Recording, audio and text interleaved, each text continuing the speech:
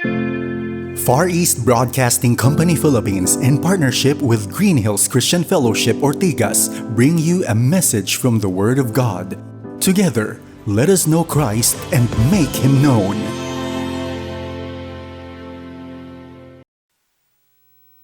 It is said that we are now living in a post-truth era, where truth and facts are twisted and rejected.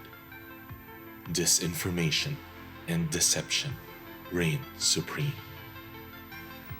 And many have fallen away from the truth and walked away from God. In a world that's lost, are you sure where you stand?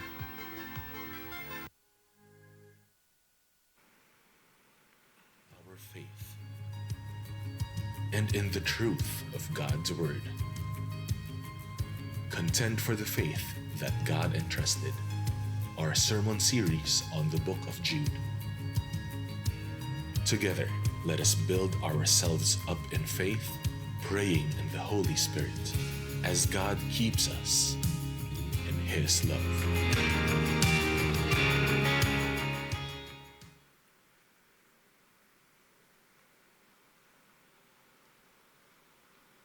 Magandang hapon po mga kapatid. Tayo po ngayon ay babasa ng salita ng Diyos sa sulat ni Jude, letter of Jude.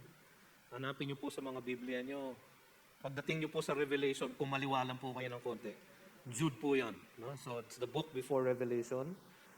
Jude, isa lang po ang chapter niya, verses 1 to 4. Jude verses 1 to 4. Tayo po'y tumayo at magbigay galang sa pagbasa ng salita ng Diyos.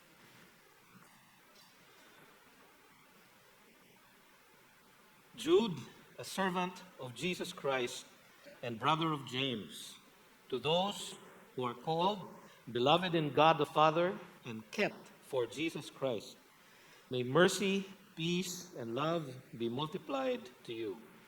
Beloved, although I was very eager to write to you about our common salvation, I found it necessary to write appealing to you to contend for the faith that was once for all delivered to the saints.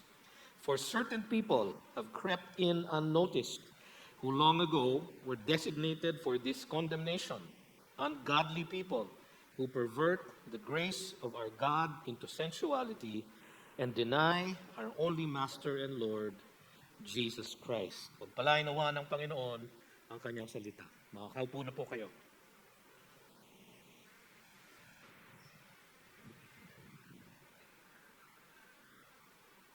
Ang aklat na ito, na sinulat ni Jude, ay isa sa pinaka-nakakaligtaan sa lahat ng mga aklat. Hindi lang ng New Testament, kundi ng buong Biblia. Kasi nga, maiksi lang siya, 25 verses, at parang mas exciting tumalong kaagad sa Revelation. No? Kaya madalas, nakakaligtaan si Jude. Ang isang pang dahilan kung bakit nakakaligtaan si Jude ay dahil sa tema ng sulat ni Jude. Hindi po kasi pleasant ang kanyang tema. Si Jude po ay sumulat ng isang babala, isang panawagan na mag-ingat, na makipaglaban, na bantayan ang ating pananampalataya. Bakit kanyo siya nagbigay ng ganitong klaseng sulat? Sapagkat ang kanilang pangitain bilang mga apostol ay sa mga huling araw ay magkakaroon ng isang paglayo o pag-alis sa pananampalataya. Sa kanilang isipan, ang mga huling araw ay yung mga araw nila. Sapagkat naniniwala sila noon na madali nang babalik ang Panginoong Hesus at sila ay napapaloob na sa mga huling araw. Totoo po yun. Ang mga huling araw ay nag-umpisa ng pagdating ni Hesus sa lupa, yun po ang umpisa ng mga huling araw. Ngunit mula noon at magpasa hanggang ngayon, huling araw pa rin po. 2,000 taon mahigit na ang nakakalipas. Kung kinakabahan sila Jude nung panahon nila na magkakaroon ng pag-alis sa pananampalataya o panlalamig ng pananampalataya, noong panahon nila, lalo naman po ngayon, talamak ang panlalamig at pag-alis sa tamang pananampalataya. Hindi po natin siguro nararamdaman o nakikita, pero mga kapatid, kalat na kalat ang peligro ng maling pagtuturo. Marami pong natuturo sa internet, nasa TikTok sila, nasa Facebook, nasa Instagram, no? At sila po ay nagtuturo ng mga kasinungalingan. Kung hindi po tayo bihasa sa salita ng Diyos, hindi po natin sila mahahalata.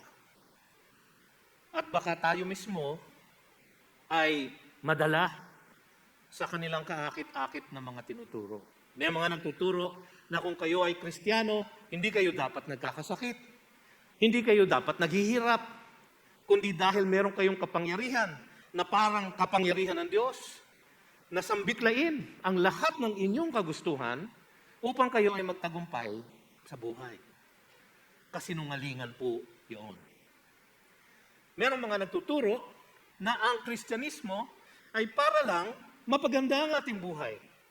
Para lang tayo ay magkaroon ng fulfillment. Para lang tayo ay ma-improve natin yung ating paglakad, yung ating pamumuhay. Parang self-help. Parang positive mental attitude. Ganyan ang tinuturo ng marami. Marami mga kapatid, ang mga iglesia na hindi na inaaral, binabasa ang salita ng Diyos, katulad ng ginagawa natin dito. Mas marami pong nag-a-attend sa kanila. Dahil ang mga pagtuturo ay magaang lang. Walang mabigat. Hindi binabanggit ang kasalanan. Hindi nag-challenge na tayo ay mag-repent.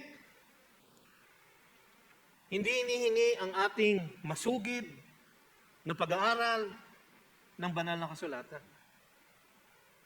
Yung mga church po na yun, mga kapatid, punong-puno.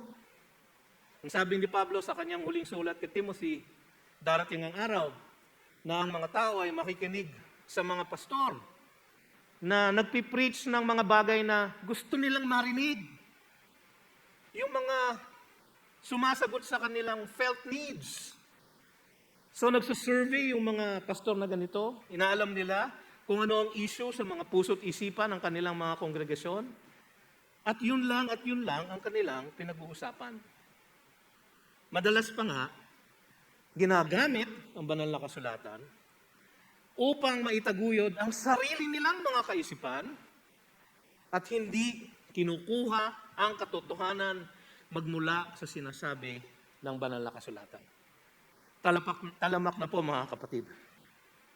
Ang church po natin ay exception. Exception po tayo by the grace of God. Hindi po tayo nagpapadala sa mga ganyan. Marami sinasabi, kailangan tolerant tayo sa lahat. Kahit na yung talamak na makasalanan, okay lang yan. Kailangan magkakasama tayo. Let us love one another. Yung love na sentimental love. Yung love na pinapayagan ng lahat. Kahit taliwas na sa salita ng Diyos. Tayo po ay mapagmahal na church. Pero hindi po tayo lalayo. At hindi po natin papayagan ang hindi tinuturo ng salita ng Diyos. Wini-welcome po natin ang lahat. Kasi lahat naman po tayo makasalanan, di po ba? Lahat po tayo nagkulang sa Panginoon. Ngunit siya ay bukas kamay na winelcome tayo sa kanyang pamilya at ganyan din po ang ating gagawin. Ngunit hindi natin ikokondon ang kanilang makasalanang pamumuhay. Sisikapin natin na kausapin sila, suyuin sila, i-persuade sila na makinig sa sinasabi ng Diyos at sumunod sa kalooban ng Diyos. Marami po ang hindi na sumali sa atin. Umalis na sapagkat hindi daw tayo tolerant. Yung iba nagsasabi pa na tayo ay prejudiced, bigot, narrow-minded, makita daw ang ating paningin. Sapagkat para sa atin, ang tama lang, ang pinakamahusay ay ang sinasabi ng Biblia. Salamat po kung ganoon ang paningin nila sa atin. Sapagkat yun po ang ating objective. Maraming pong nagsasabi, ayoko siya sa GCF. Ang pagsasermon nila parang Bible study. Ay maraming salamat naman po. Kasi yun po ang ating objective. Aralin ang Bible. Ang tawag po doon, Bible study. Kaya mga kapatid, sinulat ni Jude itong sulat na ito, itong maiksing sulat na ito, sapagkat nangangamba siya na nagkakaroon ng paglayo sa doktrina ng mga apostol at ni Kristo Jesus. Nung kanyang kapanahunan, lalo naman po ngayon. Tayo saglit na manalangin. Panginoon, kayo po ang mangusap sa amin, sa aming pag-aaral ng iyong salita ngayong hapong ito. Nawa, marinig namin ang iyong tinig sa mga titik na isinulat ng iyong lingkod na si Jude. Ito ang aming samot dalangin sa pangalan ni Jesus. Kinakabahan po kayo, no? Dahil introduction pa lang po yun. No? Actually, introduction pa lang po yun sa introduction ko. No? So, medyo kailangan kayong kabahan. No? Okay. Itong sulat po na ito is the fourth shortest letter in the New Testament. Yung iba po, 2nd and 3rd John, saka Philemon. Isa lang po ang chapter niya. Huwag po kayo maniniwala sa mga teacher na nagko-quote ng Jude chapter 2 or 2nd John chapter 2, no? Or Philemon chapter 2 kasi wala pong chapter 2 yung mga maiikling sulat na ito. Meron siyang 25 verses lang pero punong-puno ng katotohanan. Ito ay nagdadala sa atin ng isang babala tungkol sa mga bulaang propeta, mga bulaang tagapagturo, na naging salot at nag-atake sa iglesia magmula pa noong umpisa. Ito ay sinulat, sabi ng ibang komentarista, sabi nila between AD 65 and 70. Kasi wala pong binabanggit dito ng pagwasak ng templo. Nangyari po yun noong AD 70. At yung Jude po, maraming kapareho ng sinulat ni Pedro sa 2 Peter. Now, si Peter po, sabi ng tradisyon, siya po ay pinatay noong 66 AD. Datapwat, kung nakapagsulat pa siya ng mga sulat na merong parallel dito sa Jude, yung Jude siguro sinulat before 66 AD.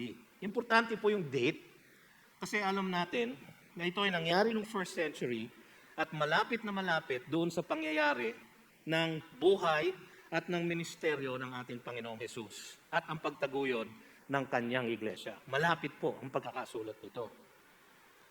Hindi po binabanggit yung talagang identity ng mga sinulatan niya. Hindi po katulad ng ibang mga epistles na mga taga-Epeso, mga taga-Galatia, mga taga-Thessalonica. No, dito po wala. Para siyang Hebrews. No? Ang Hebrews po, hindi natin talaga alam kung taga saan yung iglesia ng mga Hebrews na yon. Pero dito din po, katulad ng Hebrews, sila marahil ay merong Jewish background. Sapagkat marami pong binabanggit dito si Jude, makikita po natin sa ating serye. Huwag po kayong mag-alala, 7 sermon lang po ang sermon namin sa Jude. No? Actually, yung sarili kong outline, 12 yung sermon ko. Pero sabi ni Pastor Larry, masyadong mahaba. I-combine na lang natin. Tama naman po. Merong iba, kasi gumagamit si Jude ng mga extra biblical na sources na wala sa Biblia. Bawa, yung aklat ni Enoch, no? Si Enoch, yung lumakad at nabuhay at lumakad papuntang langit, hindi na namatay. Genesis chapter 5. No? At meron din yung Testament of Moses o the Assumption of Moses na binabanggit dito na marahil isang extra biblical na kasulatan. Sabi ng iba, bakit kaya kino-quote ni Jude yun? Malamang, itong history ng church noon, maaga yung church, marami pang Jewish influence. So, marami silang inaaral na mga aklat tungkol sa history ng Judaismo na hindi naman talaga part ng Old Testament. So, pero alam natin na si Jude ay kinasihan ng Diwang Banal at ang lahat ng kanyang sinulat ay galing sa Diyos. Kaya pwede nating pananganan. Ang pangkalahatang tema ng sulat na ito ay ang pangangailangan ng iglesia na ipaglaban ang ating nag-iisang tunay na pananampalataya na minsan nang ipinagkaloob sa atin ng mga hinirang ng Diyos. At para sa ating mga mananampalataya na magtiyaga hanggang sa huli, na labanan ang mga bulaang propeta at sumunod sa katotohanan. Kasi napakadali po tayong madala ng mga kasinungalingan. Meron pong emphasis dito dun sa salitang kept. Nakikita niyo po yun. 3 beses po sa 25 verses, 3 beses binanggit yung kept. No? Sa verse 1, those who are called, beloved in God, the Father, and kept for Jesus Christ. So verse 21, keep yourselves in the love of God. Sa verse 24, now to Him who is able to keep you. No? So makikita niyo po, yung unang kept, ginagawa ng Panginoon. Yung huling kept, able to keep you, ginagawa rin ng Panginoon. Pero yung utos na, you should, verse 21, keep yourselves in the love of God, sa atin po yon. Nasa sandwich po, yung utos sa atin to keep ourselves in the love of God, doon sa obligasyon ng Diyos to keep us and to keep us from falling. Tandaan niyo po yung tema na yon. Sapagkat yung iba nagsasabi na nakakatakot ang tema nitong si Jude. Kasi parang false teachers, baka tayo maligaw, baka tayo madala. Tandaan po natin that we are kept. The Lord is keeping us. And because He is, we are keeping ourselves in the love of God. Isa pa, yung dalawang huling verses ng Jude, verse 24-25, ay isa sa pinakadakilang mga doxologia, no? Doxology sa Biblia. At dito, sa dalawang verse lang na ito, napakaraming katotohanan na tayong makikita. So nag-uumpisa ang Jude sa napakagandang assurance na tayo ay nasa Panginoon at tayo ay lagi niyang tatanghanan. Natatapos ang Jude sa isang doxologia na tayo ay laging hahawakan ng Panginoon. Makikita natin ngayon sa unang mga talata ng sulat na ito, ang isang sulat na may pagmamalasakit. Ang isang panawagan na makipaglaban. At isang malinaw na paglalarawan ng kalaban natin. Tingnan natin yung una. Isang sulat na may pagmamalasakit. Jude, servant of Jesus Christ and brother of James. To those who are called, beloved in God the Father, and kept for Jesus Christ, may mercy, peace, and love be multiplied to you. Makikita natin dito ang isang mapagpakumbabang sumulat. Yung sender ay isang mapagpakumbabang sumulat. Yung pong writer, ayon dito, ay si Jude. English translation na po yan. Ang tunay na pangalan po ni Jude ay Judas. Kaya siguro, naulaan nyo na kung bakit yung mga translator ng Bible hindi na ginamit yung tunay niyang pangalan. Sapagkat nabahira na nga yung pangalan niya. Pero very common name po yun noon. Ito ay Hebrew Judah, no? Ang isang anak ni Jacob. No? Yung pinanggalingan ni Jesus is the tribe of Judah. Judas, yun po ang isang Hebrew name. Sa Greek, Judas. No? Ang maiksi po niya, Jude. Kumbaga, parang nickname niya po yung Jude. Meron po akong bayaw na ang pangalan ay Jude. Hindi po namin siya tinatawag na Judas. No? Kasi, masangsang nga po yung pangalan na yun. Meron 3 Judas sa New Testament. No? Meron 3. Si Judas, the son of James, isa dun sa 12. Si Judas Iscariot, the son of perdition. At si Judas, na the earthly brother of Jesus. Makikita natin unang-unang pangalan niya sa Matthew 13:55. Sabi doon, is not this the carpenter's son? Is not his mother called Mary? And are not his brothers James and Joseph and Simon and Judas? Yun. Si Jude po yun. Sabi niya, in-identify niya ang sarili niya bilang brother of James. Bihira po yung magkapatid na Judas and James. Siguro, lalo na sa New Testament. So hindi natin pwedeng isipin na iba pang James ito, kundi si James na elder ng Church of Jerusalem at kapatid sa laman ng ating Panginoon. Galatians 1:19, sabi ni Pablo doon, "But I saw none of the other apostles except James, the Lord's brother." Si James po ito. So Galatians 2:9, "And when James and Cephas and John, who seemed to be pillars, perceived the grace that was given to me, they gave the right hand of fellowship to Barnabas and me." So si James po ay kapatid ni Jesus sa laman. Si Judas po o si Jude ay kapatid din niya. Si Jude po hindi po naniwala kay Jesus nung si Jesus ay hindi pa nagpupunta sa krus. Sabi sa John 7:5, "For not even his brothers believed in him." Siguro, hirap na hirap sila na meron silang touch up lang na makeup. No? Para lang hindi masyadong makintab. Salamat, Joey. Okay. Yan pong hirap na naglalangis ang mukha nyo. Yung mikropono dumudulas. No? Si Jude po, nasa na ba ako? Hindi po siya naniwala na buhay pa si Jesus bago ang krus. Pero malinaw na siya ay naniwala na by the time na mag-resurrect ang ating Panginoon. Imagine ninyo kung kayo si Jude, kapatid ninyo si Jesus. Hindi nagagalit, hindi nagkakamali, hindi nagkakasala. Pag sila ay naglalaro, tatayo siya sa isang soapbox, tapos sasabihin niya, "I am the way, the truth, and the life."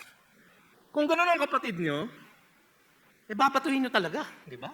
So malamang, gano'n po naging reaksyon ni James, ni Joseph, ni Simon at ni Judas sa kanilang kuya na si Jesus. Pero sa Acts 1:14, sabi doon, all these, yung mga alagad ni Jesus, all these with one accord were devoting themselves to prayer together with the women and Mary, the mother of Jesus, and his brothers. So sa upper room, after the resurrection, sila ay naniwala. Bakit naman hindi? Bigla na lang bumulaga sa kanilang kalagitnaan si Jesus, ang kanilang kuya, na Panginoon pala at anak ng Diyos. So, isa din siya sa mga misyonero.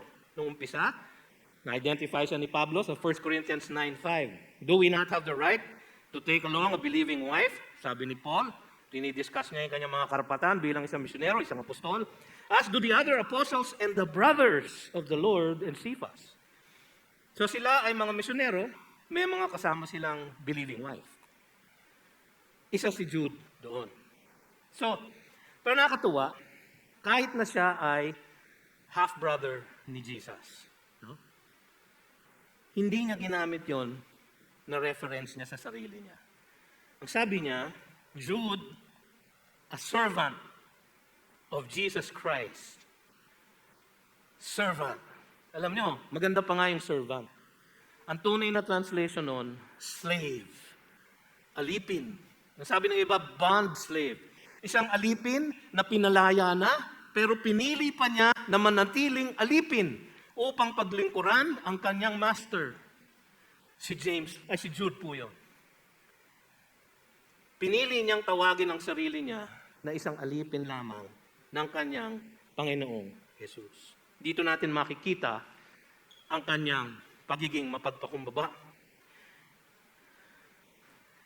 Siya ay pag-aari ng kanyang master. At ang kanyang kalooban, wala siya sa sariling kalooban, kundi napapaloob ang kalooban niya, napapailalim ang kalooban niya sa kalooban ni Jesus. Isa pong halimbawa sa atin yan. So isang mapagpakumbabang sumulat. Pangalawa, isang pinagpalang sinulatan. Sino ba ang sinulatan? No? Sabi sa verse 1, napakaganda po. Isang sermon na po itong second part ng verse 1. No? To those who are called, isa yun, beloved in God the Father, dalawa. Kept for Jesus Christ. They are called, tinawag, pinili. Natutunan natin yan, di ba, sa Ephesians? We were chosen, di ba? Kailan? From before the foundation of the world. Naalala natin nung pinag-aaralan natin yung Acts, nung ating pinag-aaralan yung and those who were appointed to eternal life believed. Yung salitang appointed, isinulat sa libro, kailan? Before the foundation of the world. They are called. Silang lahat ay mananampalataya na tumanggap at nagresponde sa pagtawag ng Diyos. Isang pagtawag na ang tawag nila, effectual call. Isang pagtawag na hindi matatanggihan dahil sa lalim ng pag-ibig ng Diyos sa atin. Sabi ni Kristo sa John 6:44, "No one can come to me unless the Father who sent me draws him." Yung salita pong draw is to drag. Yung pagtawag na hindi matatanggihan. Yung pong ibig sabihin ng salitang draw. No one can come to me unless the Father who sent me draws him. And I will raise him up on the last day. Sigurado. Walang kaduda-duda. Ang tinawag ng Panginoon, ligtas. Ang tinawag ng Panginoon, maniniwala, maliligtas. Yun po ang kanyang mga sinulatan.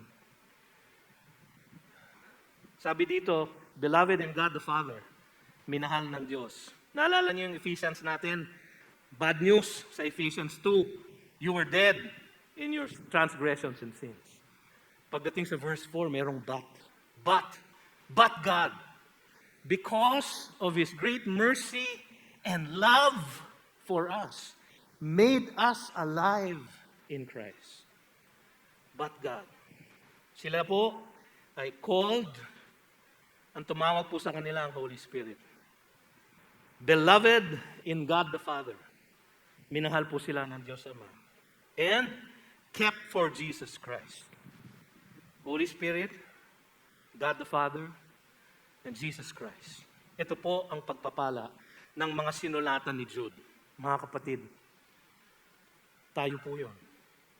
Kasama po tayo doon. Tinawag, minahal, kept for Jesus Christ. Mercy, peace, and love be multiplied to them. Ang ibig po sabihin nun, meron na silang mercy, peace, and love. Ang dalangin ni Jude, ma-multiply na lang. Mercy, saan ang galing yun? But God, because of His great mercy. Diba? Sa Titus 3:5, because of the Lord's mercy. No? Peace, sabi sa Romans 5:1, those who are justified by faith, they have peace with God. Wala na tayong laban sa Diyos. Love, we love Him because He first loved us. Sabi sa 1 John 4:8, God is love. For God so loved the world. Yan po ang ating Diyos. Yan po ang pagpapala sa mga sinulatan ni Jude. Ito ay isang sulat mula sa isang mapagpakumbabang lingkod ng ating Panginoon na sumulat sa mga pinagpalang mga kapatid niya sa pananampalataya na may malalim na pagmamalasakit para sa kanilang espiritual na kabutihan. Makikita po natin yun sa second point. Pangalawa, isang panawagan na makipaglaban. Verse 3. Beloved, although I was very eager to write to you about our common salvation, I found it necessary to write appealing to you to contend for the faith that was once for all delivered to the saints. Nung pong first time ko po nag-preach sa Jude, yung verse 3 po isang sermon ko. No? So, baka humaba po ng konti dito sa part na to. Pasensya na po kayo. No? Isang mas mahalagang layunin ang makikita natin dito. Kasi bumalikwas eh. No? Sabi niya, Beloved, although I was very eager to write to you about our common salvation, yun ang kanyang plano. Sinasabi niya na yun ang kanyang original na plano.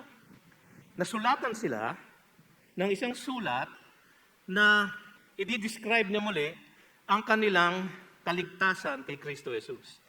Common salvation, isang salvation na hindi pangkaraniwan, kundi common sa kanilang dalawa. Common kay Jude at sa mga sinulatan niya. Isang salvation that they shared. Yun po ang ibig sabihin nun. Yun ang gusto niyang isulat. Marahil gusto niyang i-emphasize ang blessing ng Panginoon sa kanyang mga hinirang. Yung nabasa natin sa Ephesians 1, di ba? Naalala niyo yung Ephesians series natin? Sa Ephesians chapter 1, verse 3. Blessed be the God and Father of our Lord Jesus Christ, who has blessed us in Christ with every spiritual blessing in the heavenly places. Tapos dinescribe ni Paul kung paano tayo tinubos, kung paano tayo pinili, kung paano tayo niligtas. At sa chapter 2, kung paano pinag-isa ang mga Hudyo, ang mga Hentil. Sa chapter 3, kung paano tayo ginawang parang isang tahanan ng Panginoon. Siguro ganoon ang pakay ni Jude. Kaya lang, sabi niya, I found it necessary to write. So yun ang balak niyang una, pero nagkaroon ng mas mahalagang layunin. Sabi niya, I found it necessary to write appealing. Appealing. Yung pong salitang necessary dito ay isang malalim na pangangailangan, isang urgent need. So, gusto niyang ipalalahanan ulit ang mga kapatid kung gaano tayo ka-blessed sa Panginoon. Madali yung sermon na gano'n di ba? Ang mahirap yung kanyang sinulat sa mga susunod. Pero dahil sa pagmamahal niya, kasi nakita niyo naman, paulit-ulit siya, beloved in God. Tapos yung verse 3, numpisahan niya sa beloved. Mahal niya ang kanyang mga sinusulatan. Mahal niya, kaya hindi niya gusto na sila ay madala ng maling pagtuturo. So, sabi niya, it is necessary, urgent. Kailangan ko isulat ito. Sabi niya, he was very eager to write. Doon siya nagmula. Tuwan-tuwa siya sa kanilang common salvation. Ngunit mas higit yung pangangailangan ng pag-warn niya sa kanila. So, while maganda ang itaguyod, i-celebrate, ipagdiwang ang ating common salvation, sabi ni Jude, mas importante na mapagtagumpayan natin ang kalaban. Kaya sabi niya, I found it necessary to write appealing to you.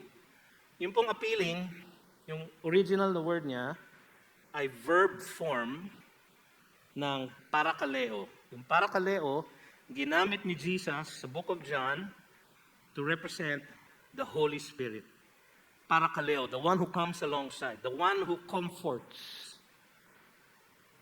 Yung verb na ginamit ni Jude dito ay verb form ng parakaleo. Ang ibig po sabihin nun, siya ay nagbibigay ng isang urgent na panawagan sa mga sinulatan niya dito.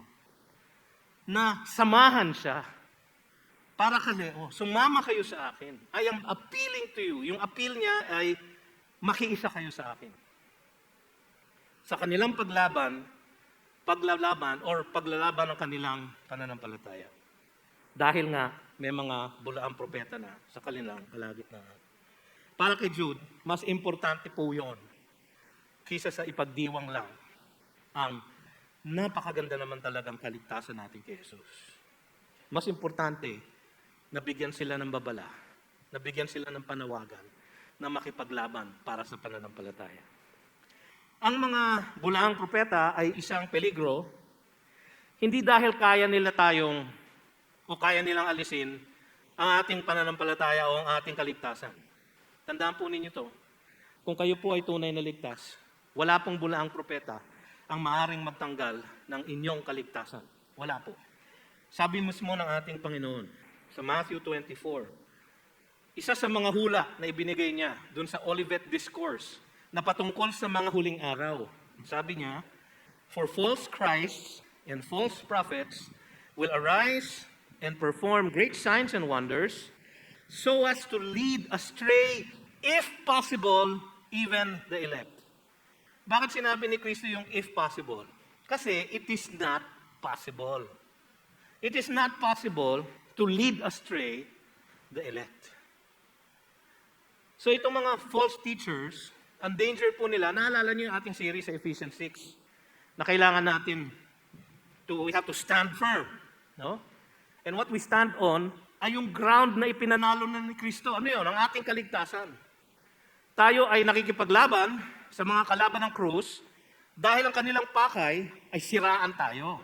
Dahil ang kanilang pakay ay i-demotivate tayo. Dahil ang kanilang pakay ay i-discourage tayo. So tayo ay nakikipaglaban upang ating matiyak palagi na tayo ay ligtas na.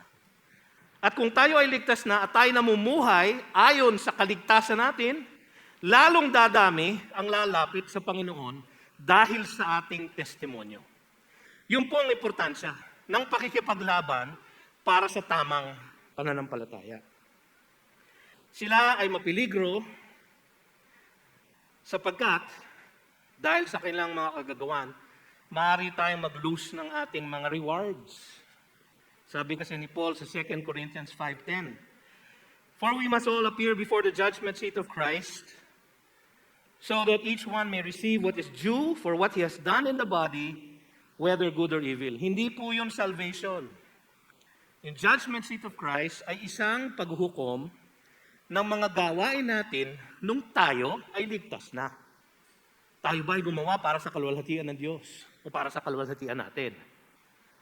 Tayo ba ay naglingkod para sa kanyang kagalakan o para sa ating kapakanan? Ganon po yung judgment na yon.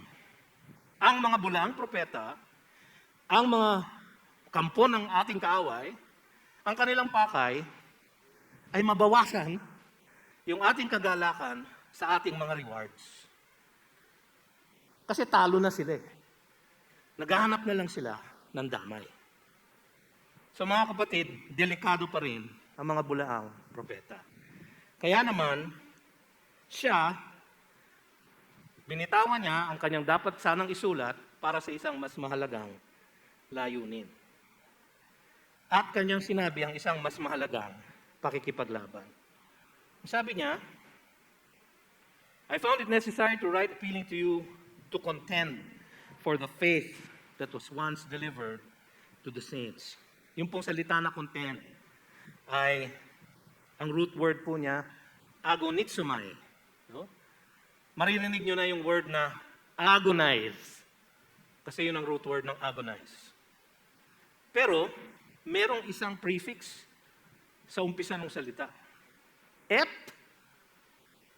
agonizomai. Yung ep po, parang super agonizing. Yung pong ibig sabihin ng ep agonizomai. So, pag sinabi dito, sa English, to contend. No?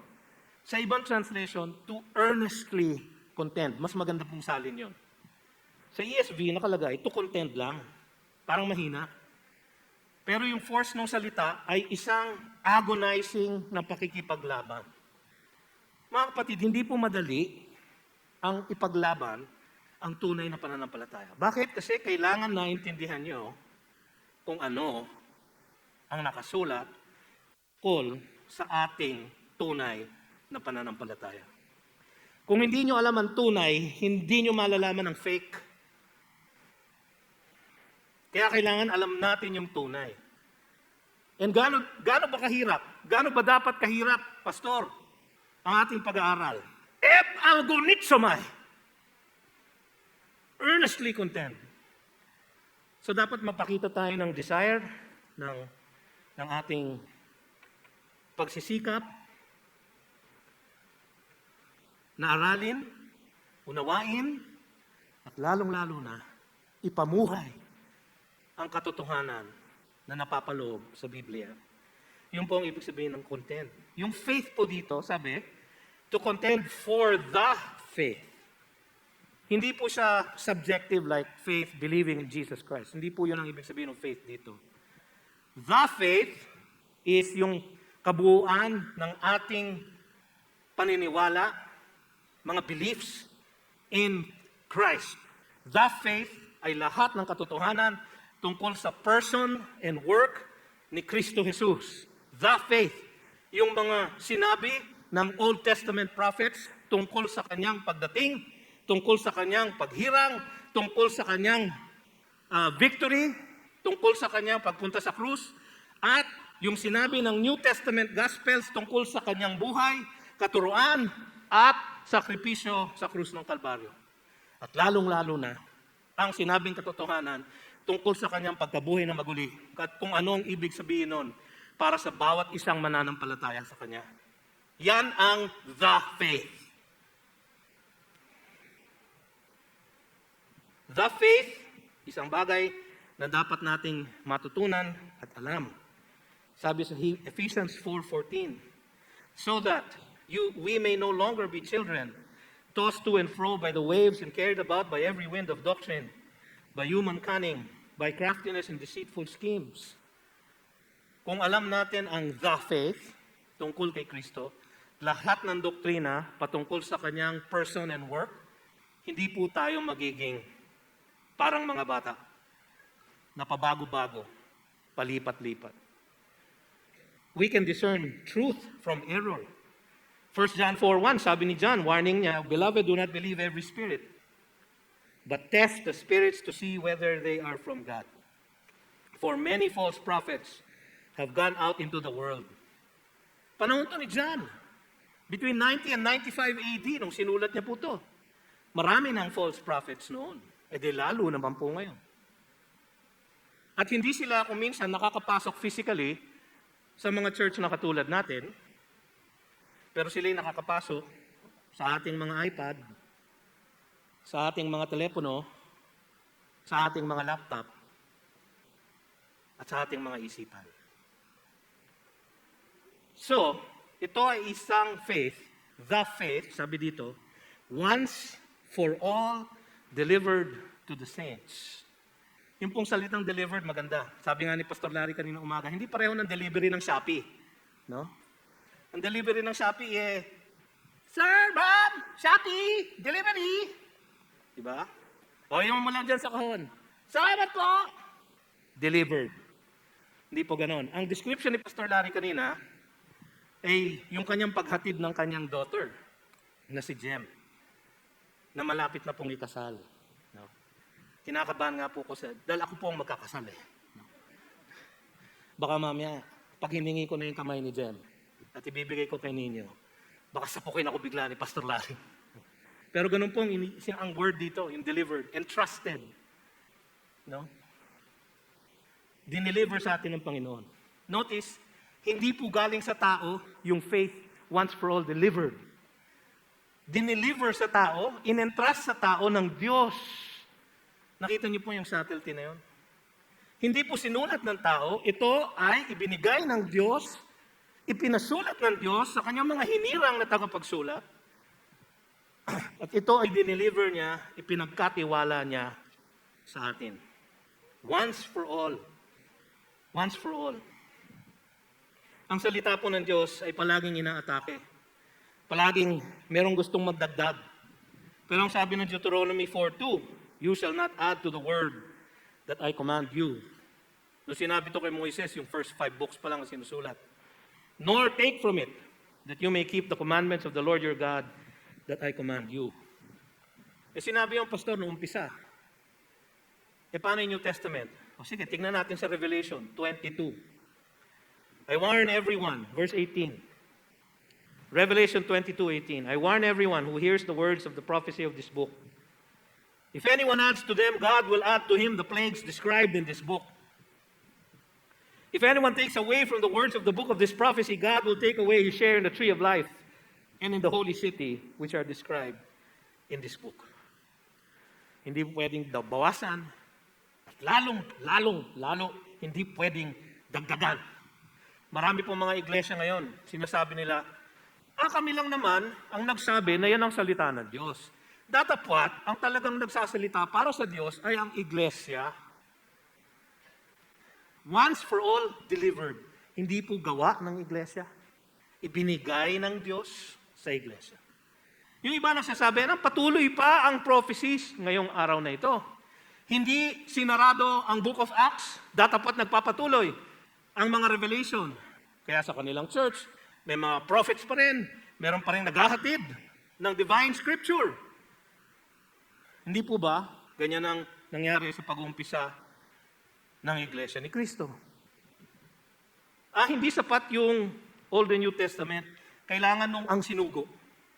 Hindi po ba ganyan din nag-umpisa ang Mormon Church? Hindi itong katapusan Meron pang sinabi kasi kay Joseph Smith. Kaya niya sinulat yung The Book of Mormon. Marami pong ganyan. Hanggang ngayon, inaatake nila ang sufficiency ng Scripture. Ang ating pong ang panawagan ni Jude sa atin, dapat natin ipaglaban. Pakinggan natin ang panawagan ni Jude. At maging handa na ipaglaban ang ating pananampalataya kay Kristo Jesus.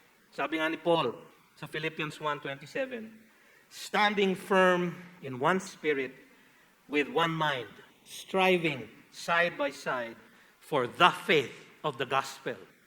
Yan po ang ating ipinaglalaban. Yung salvation by grace alone, through faith alone, in Christ alone, as described in the Scripture alone, for the glory of God alone. That is the faith. Marami pong gustong magdagdag, marami pong gustong magbawas, ngunit ito ang faith once delivered to the saints. Napakahalaga po mga kapatid. Paulit-ulitin ko po ito. Nabasahin, aralin, namnamin, unawain, at lalong-lalo na isabuhay ang sinasabi ng aklat na ito. Pastor, ang kapal-kapal, saan kami mag-uumpisa? Katulad ng lahat ng libro, mag-umpisa tayo sa umpisa. Sabi nga ng umpisa, in the beginning, God created the heavens and the earth. Saan tayo mag-umpisa, Pastor? In the beginning! No? So tuloy-tuloy lang. Hanggang sa makarating sa Revelation. Di ba? Ang gusto nyong marating sa Revelation ay yung pinakatapos ng libro. Kayo ba pag nagbabasa kayo, merong iba nagbabasa ng libro, babasahin nila yung ending. No? Ang aking pong anak, ganyan. Ang aking pong asawa, ganyan.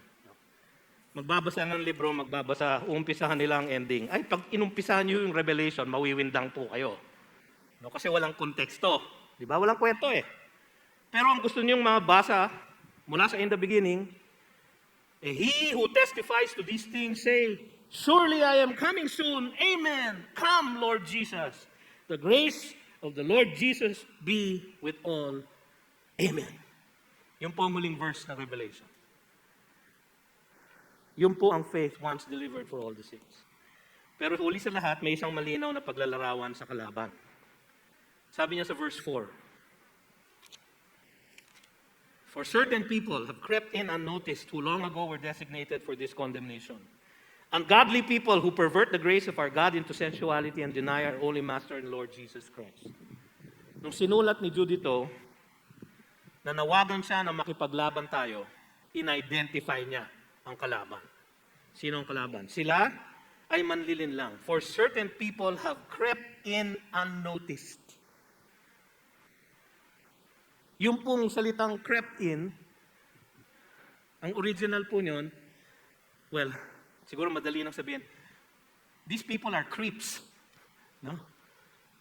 Talagang nanggagapang. Maganda nga sa Tagalog eh. Pero ang ilang tao, dahil ang ibang tao ay gumagapang papasok na hindi napapansin. Ganyan po ang false teacher. Hindi niya po ina-announce na pagpasok niya sa GCF, Pastor, I am a false teacher. Hindi po. They creep in unnoticed. They deceive. Minsan, sabi nga ni Pablo, 2 Corinthians 11:13, for such men are false apostles, deceitful workmen, disguising themselves as apostles of Christ. And no wonder, for even Satan disguises himself as an angel of light. So it is no surprise if his servants also disguise themselves as servants of righteousness. Their end will correspond to their deeds. Para daw pong mga anghel. Ang mga false teachers, magpapanggap na sila ay pastor. Yan po ang kanilang modus operandi. No? So pag-iingatan niyo po yung mga pastor. Pagka ang isang pastor ay nagde-develop ng fan base para sa kanyang sarili, meron siyang sariling TikTok channel, no? Meron siyang sariling YouTube page. No? Aba, sino ba ito? Tingnan na natin kung ano tinuturo niya. Nagtuturo pa ba siya ng scripture? Itinuturo pa ba niya ang Panginoong Jesus o sarili na niya? Nagsasabi na siya na, o tungkol sa problema, ang solusyon dito, ayon sa akin, ay ganito. Ay patay. Pagka ganun, layo niyo na po. Kung sakasakali pong mangyari sa akin yan, no? Pwede po ba? binibigyan ko kayo ng paintulot. Kumuha po kayo ng lubid, siluhin nyo na po ang leeg ko, at bitayin nyo na po ako dyan sa harap ng kalye. Sapagkat false teacher na po ako.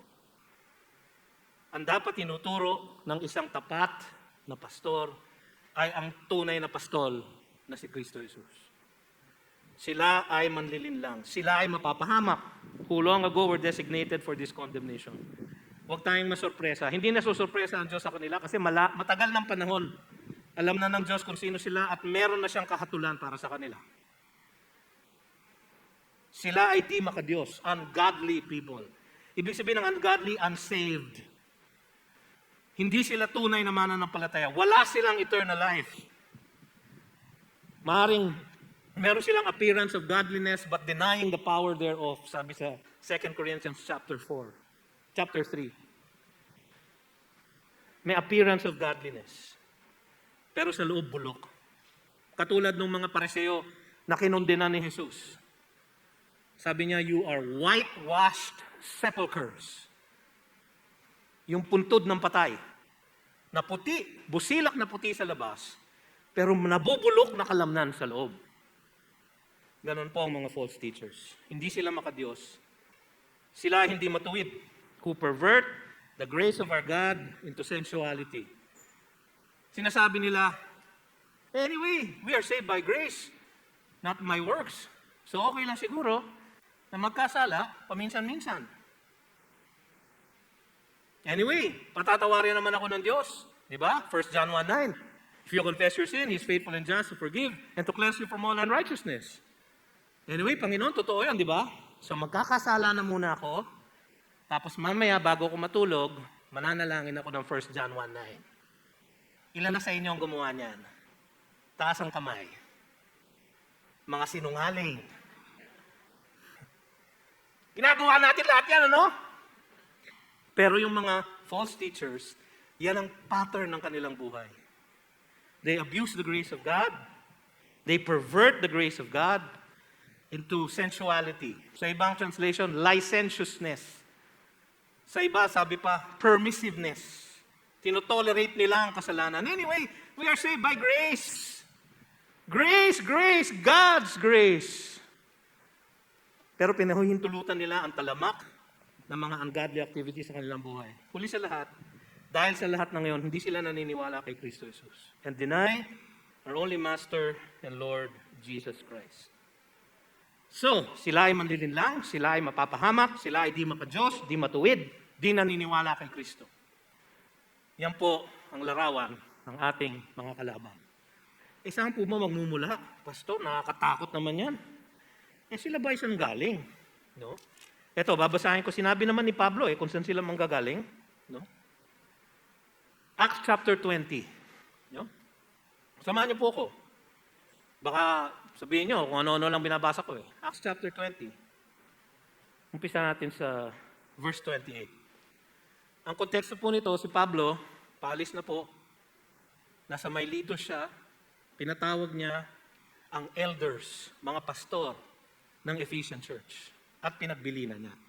So Acts 20:28, sabi niya, pay careful attention to yourselves and to all the flock, in which the Holy Spirit has made you overseers, bishops, to care, pastor, for the church of God, which He obtained with His own blood. So okay na. Tagubilin niya, pay careful attention to yourselves, pay attention to the flock. Alagaan niyo mabuti, dahil yan ay tinubos ng dugo ni Kristo. Verse 29. Ito na. I know that after my departure, fierce wolves will come in among you, not sparing the flock. Oh, mga bulang propeta, mga bulang tagapagturo. Fierce wolves. Wolves na sila. Nagpanggap lang natupa at nakapasok. They crept in unnoticed. Sabi nga ni Jude. Sino yung mga fierce wolves na yun? Verse 30. Tingnan niyo verse 30. And from among your own selves will arise men speaking twisted things to draw away the disciples after them. So kausap niya yung elders ng Ephesian Church.